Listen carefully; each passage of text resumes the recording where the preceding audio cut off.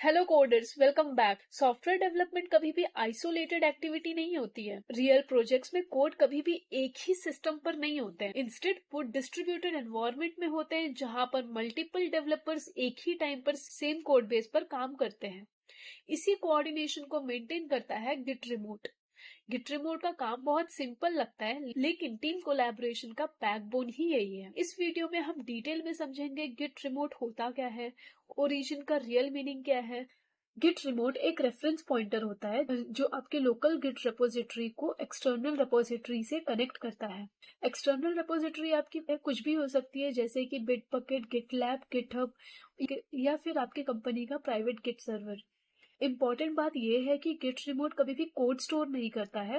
ये एड्रेस या फिर कनेक्शन इंफॉर्मेशन रखता है। इसी कनेक्शन के वजह से आप अपने लोकल पर जो भी कोड है वो रिमोट रिपोजिटरी पर पुश कर सकते हो, या फिर कोई भी टीम मेंबर जो भी काम कर रहा है या फिर कोड चेंजेस मॉडिफिकेशन किया हुआ है, कोड चेंजेस किया हुआ है, उसको आप अपने लोकल सिस्टम पर भी ला सकते हो। सिंपल टर्म्स में गिट रिमोट लोकल एरिया और रिमोट एरिया का एक स्टेबल ब्रिज मेंटेन करके रखता है।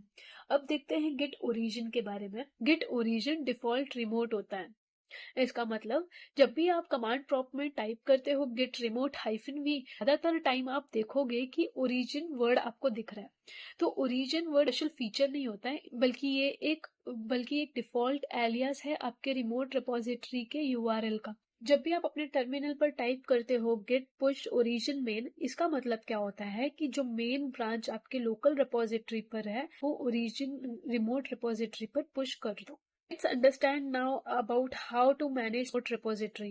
So for that, जो भी आपने अपने लोकल सिस्टम पर एक प्रोजेक्ट फोल्डर क्रिएट किया होगा, आपको अपने रिमोट रिपोजिटरी पर पुश करना है. So for that, you have to go inside that folder and there you have to type a command git remote add origin and repository URL. The repository URL is the one which you have created in your GitHub, any of the external repository. इसके बाद जब भी आप उस repository पर काम करोगे तो गिट को पता होता है कि कहाँ से कोड फेच करना है, कहाँ पर कोड पुश करना है। Now to view your connected remote repository you have to type the command git remote -v। इसमें आपको फेच यूआरएल और पुश यूआरएल दोनों दिखेगा। सिक्योरिटी के पॉइंट ऑफ व्यू से ये बहुत इंपॉर्टेंट होता है।